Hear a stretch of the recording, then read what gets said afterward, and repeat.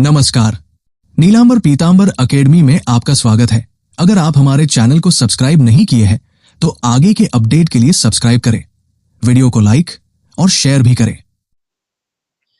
प्यारे विद्यार्थियों, आप सभी से यदि एक सवाल पूछा जाए कि भारत का प्रथम स्वतंत्रता संग्राम कब हुआ था, तो आप सभी का जवाब होगा कि 1857 का सिपाही विद्रोह, जिसका सूत्रपात मंगल पांडे ने किया था। ये है। लेकिन विद्यार्थियों, 1857 के सिपाही विद्रोह के ठीक 80 साल पहले एक विद्रोह हुआ था जो 1771 से 1785 के बीच हुआ था, जिसे तिलका विद्रोह के नाम से जाना जाता है। तिलका विद्रोह का नेतृत्व तिलका मांझी किए थे और इस विद्रोह के पीछे का जो कारण रहा था वो रहा था अंग्रेजों की जो शोषणकारी नीति थी, उसके विरुद्ध आवाज उठाई गई थी, ये लड़ाई लड़ी गई थी। अंग्रेज के विरुद्ध या जमीन से संबंधी लगान की बात हो, या फिर महाजनी प्रथा हो, या फिर ईस्ट इंडिया कंपनी के ठेकेदारों के द्वारा किया जा रहा शोषण हो। क्योंकि अंग्रेज के ईस्ट इंडिया कंपनी के ठेकेदार जो है यहाँ के किसानों से जमीन लेते थे लीज पर और अपने फायदेमंद की उसमें फसल उगाते थे, जैसे कपास हो गया, नील की खेती हो गया, जूट हो गया, और उससे कच्चे मालों को विदेशों में एक्सपोर्ट करके, निर्यात करके बहुत बड़ी मुनाफा कमाते थे। जबकि यहाँ के किसानों को जो है ना, कभी दबा करके, डरा करके और उचित मूल्य नहीं देते थे। वैसे ही जो है भूमि का लगान को लेकर के होता था। लगान किसानों के ऊपर इतना थोप दिया जाता था कि जब देने में असमर्थ हो जाते थे तो अंत में मजबूरन उस जमीन को ही छोड़ना पड़ता था और अंग्रेज उसे हथिया लेते थे। और महाजनी प्रथा भी जो है ना, यहाँ के गरीब किसानों का बहुत बड़ा शोषण का जरिया था। तो इन सभी कारणों के अलावे जल, जंगल, जमीन और अपने स्वाभिमान के लिए यह आंदोलन जो है लड़ी गई थी। आज की क्लास में हम लोग तिलका आंदोलन और तिलका मांझी के बारे में जानेंगे। विद्यार्थियों, तिलका मांझी का जन्म 11 फरवरी 1750 ईस्वी में हुआ था। तिलका मांझी का जन्म कब हुआ था? 11 फरवरी 1750 ईस्वी में।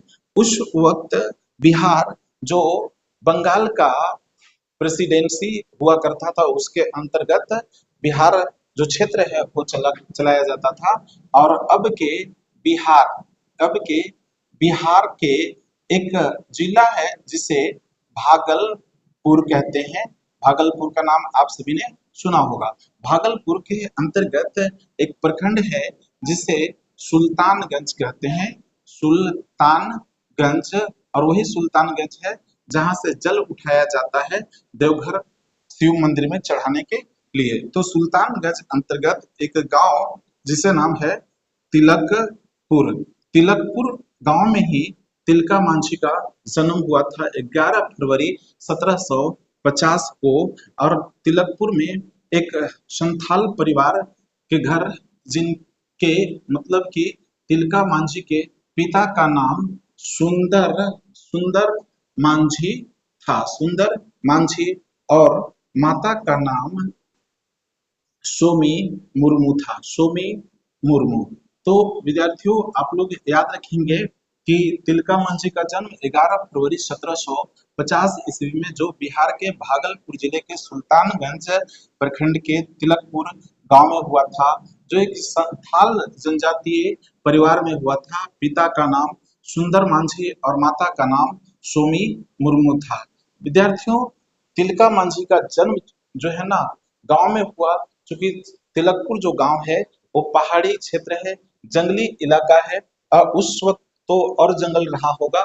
क्योंकि बात कब की है, तो 1771-72 जन्म हुआ 50 में, और 1785 ईस्वी में तिलका मांझी को फांसी दी गई थी। आगे हम लोग इस डिटेल्स को जानेंगे। तो फिर उनका बचपना, यानी कि तिलका मांझी का जो बचपना है ना, वो अपने गांव में जंगलों में घूमना टहलना और इसी तरह लड़कपन जो है गुजरा। जंगलों के इस पत्थर से उस पत्थर उछलना कूदना, जैसे आज के दौर में अगर जिनका घर जो है गांव है वो पहाड़ी जंगल क्षेत्र में हो, तो वैसे बच्चे जो है ना बहुत आनंद लेते हैं ना, पत्थर से इस पत्थर से उस पत्थर उछलना कूदना और पेड़ों पर चढ़ना उनके लिए तो बहुत ही सरल आम बात हो जाती है। वैसे ही तिलका मांझी जो है ना, बड़े बड़े ऊंचे ऊंचे पेड़ों पर बहुत आसानी से चढ़ जाते थे और साथ ही उन्होंने तीर धनुष चलाने का अभ्यस्त जो है अपनी इस युवा अवस्था में ही कर लिए थे। तो तीर धनुष चलाने में भी बहुत एक्सपर्ट थे और तभी लगभग 21 वर्ष का उम्र में, यानी कि 1771 ईस्वी तक तिलका मांझी को ये बातें समझ में पूरी तरह से आ गई थी कि हमारे समाज के लोगों को, गरीब लोगों को, किसान लोगों को और जनजातीय लोगों को अंग्रेज कई तरह से शोषण कर रहे हैं। तो इसको लेकर के तिलका मांझी जो है वहाँ के क्षेत्रीय लोगों को जागरूक करने लगे और साथ ही जनजातीय युवाओं का एक ग्रुप खड़ा कर लिया ना, फौज खड़ा कर लिया तिलका मांझी ने।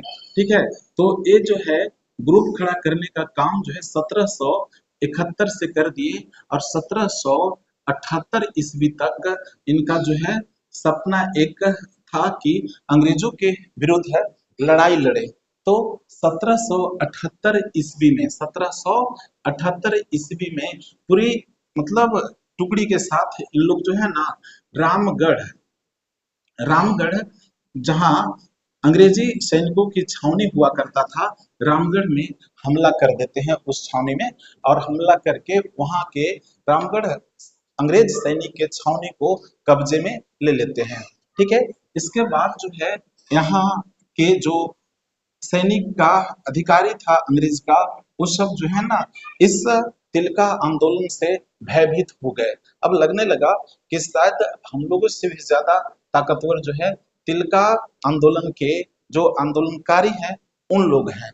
तो फिर अंग्रेजों के दिमाग में ये चलने लगा था अधिकारियों को कि इस आंदोलन को कैसे दबाया जाए, कैसे कुचला जाए।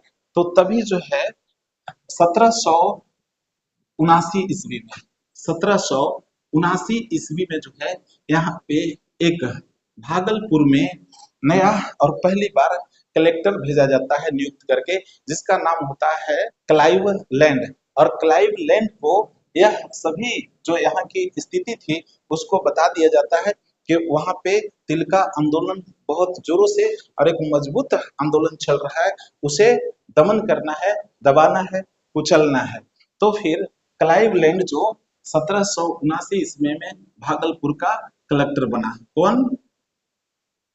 Clive land. Clive land. और क्लाइव लैंड जब यहाँ पे आया भागलपुर में तो उसने बहुत बड़ी एक चाल चली और चाल उसकी ये थी पहला कि उन्होंने जब भागलपुर के क्षेत्र में पहुंचा तो पहाड़ियों के बीच, जनजातियों के बीच जा करके और लोगों के बीच जो है ना वो जैसे कपड़ा, पैसा, अनाज ऐसा कुछ बांटना प्रारंभ कर दिया, जिससे कि लोग जो है ना अंग्रेजों के विरुद्ध आवाज न उठाए, जिसे कहते हैं फुट डालो और राज करो। ठीक है, फुट डालो और राज करो। तो फुट डालो राज करो में इन्होंने अपना लिया तरीका कि कपड़ा, पैसा बांटना प्रारंभ किया ना। और दूसरा नीति क्या अपनाया? तो दूसरा नीति क्लाइव लैंड ये अपनाया कि 1781 ईस्वी में 1781 ईस्वी में वहां के पहाड़ी जनजातीय 1300 युवाओं को इस झांसे में लिया कि तुम लोगों को काम दिया जाएगा सैनिक का। ठीक है, नौकरी मिलेगी, उसके बदले पैसा दिया जाएगा।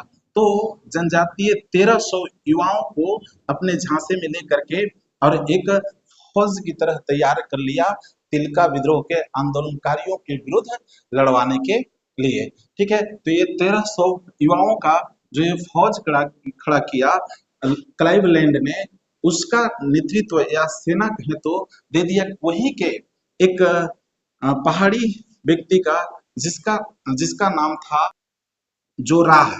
जोराह नाम के पहाड़ी व्यक्ति जो उस क्षेत्र का कुख्यात व्यक्ति था, लुटेरा व्यक्ति था, उसी को क्लाइव लैंड जो है इसका सेनापति बना देता है। और इस तरह जब उसे लगता है कि 1300 की एक फौज तैयार हो गई और इसका एक मजबूत जो जोराह नाम का व्यक्ति है सेनापति हो गया, तो फिर क्लाइव लैंड को ये लगा कि अब तो लड़ाई लड़नी चाहिए और उस लड़ाई को लड़ने के लिए पुनः जो है 1782 ईस्वी में भागलपुर के नजदीक तीता पानी, भागलपुर के नजदीक तीता पानी के पास आंदोलन भीषण लड़ाई चालू हो जाती है। तिलका आंदोलन के आंदोलनकारी एक तरफ से हैं और दूसरे तरफ से क्लाइवलैंड के अंग्रेजी सैनिक और जो स्थानीय लोगों युवाओं का जो है वो फौज खड़ा किया था झांसे में लेकर के, उन सभी दोनों के बीच लड़वा देता है, जिसमें अंग्रेज जो है ना हार जाता है बेचारा, बुरी तरह से उसकी हार होती है। और हार के बाद क्लाइवलैंड जो है ना उसको आगे से प्रेशर आता है कि हमने वहां के यानी कि अंग्रेज के क्लाइवलैंड से जो सीनियर अधिकारी होते हैं वो कहते हैं कि इस आंदोलन को दबाने के लिए भेजा है, न कि हार करने के लिए। तभी जो है ना क्लाइवलैंड फिर 1783 ईस्वी 1783 ईस्वी 30 नवंबर 1783 ईस्वी को उसी जगह पे यानी कि तीता पानी के पास ही फिर लड़ाई करता है, ठीक है। और लड़ाई करने के बाद इस विद्रोह में भी अंग्रेजों की हार खानी पड़ती है, ठीक है। उसके बाद फिर एक और ताकत लगाता है पूरी रणनीति के साथ, मजबूती के साथ, और वो ताकत लगाता है 1784 ईस्वी में। तो 1784 ईस्वी में जहाँ पे दोनों तरफ से युद्धें जारी थी ना, चल रहा था, उस जगह तिलका मांझी भी थे उस लड़ाई में। और जब तिलका मांझी ने ये देखा कि क्लाइवलैंड जो है घोड़ा पर सवार होकर के आ रहा है, तभी जो है ना तिलका मांझी एक ऊंचे पेड़ पर चढ़ गए और पेड़ पर चढ़ करके और वहीं से तीर धनुष का निशाना जो है क्लाइवलैंड पर लगा दिए तिलका मांझी, और तीर से तीर जो है ना वार कर दिए, और क्लाइवलैंड को कई तीरें जाकर के लगी जिससे क्लाइवलैंड घायल हो गया। और जब घायल हो गया तो उसे इलाज के लिए हॉस्पिटल जाने की जरूरत थी, तो उसे हॉस्पिटल ले गया, लेकिन लगा कि अब इसका बेहतर इलाज जो है ना कहीं इंग्लैंड में ले जाकर के ही करना चाहिए। तो फिर तब यहाँ के जो कार्यभार है कलेक्टर का, वो एक व्यक्ति जो क्लाइवलैंड का सहायक कलेक्टर था उसे दे दिया जाता है, जिसका नाम होता है काकरेल ना, काकरेल। और इसके अलावा देखा जाता है कि यहाँ की जो तिलका आंदोलन के आंदोलनकारी हैं बहुत मजबूत हैं, तो फिर एक और जो कलेक्टर है एक्स्ट्रा भेज दिया जाता है, जिसका नाम होता है सी कैपमैन, सी कैपमैन। तो सी कैपमैन, कॉकरेल और सी कैपमैन को यहाँ का जिम्मा दे दिया जाता है उस क्षेत्र का, संथाल का। कारकेल और सी कैपमैन जो है वहाँ की कमाल संभालने के बाद वहाँ के क्षेत्रों में जो है ना मतलब कोशिश करते हैं कि एक खौफ पैदा किया जाए, आतंक पैदा किया जाए। तो इसके लिए जो है उन्होंने क्या किया, तो वहाँ के कई घरों को, कई गांवों में बिना वजह मतलब कह लीजिए कि कई घरों को जला दिया गया और कई जनजातीय लोगों को मार दिया गया जान से, बिना वजह, कोई गलती उन जनजातीय लोगों की नहीं थी। तब फिर इसके अलावे इन दोनों ने मिल करके तो कारगिल और सी कैपमैन जो है वहां के एक स्थानीय सरदार को, सरदार जिसका नाम था जौदा, जौदा को अपने झांसे में लिया और इससे लालच दे करके जासूसी करवा लिया। तो फिर इस वक्त जो है राजमहल से तिलका मांझी भागलपुर के नजदीक ही जंगलों में आ गए थे, भागलपुर के नजदीक जंगल में आकर के छुप छुप करके और छापामार जो आंदोलन है वो कर रहे थे। चूंकि छापामार का एक्सपर्ट थे तिलका मांझी, इसके अलावे गुरिल्ला युद्ध का भी एक्सपर्ट थे।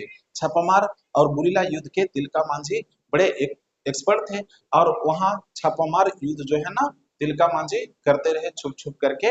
और फिर तब ये जो जौदा नाम करके सरदार को कॉकरेल जो है वो जब लालच में दे करके और जासूसी करवाया, तो फिर 13 जनवरी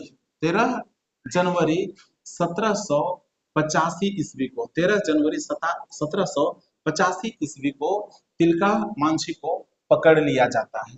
और पकड़ करके और फिर ये कहा जाता है, इतिहास ये बताता है कि उन्हें जब पकड़ा गया तो घोड़ा में बांध करके रस्सी से और घसीट करके इन्हें भागलपुर ले जाया जाता है, भागलपुर ले जाया जाता है।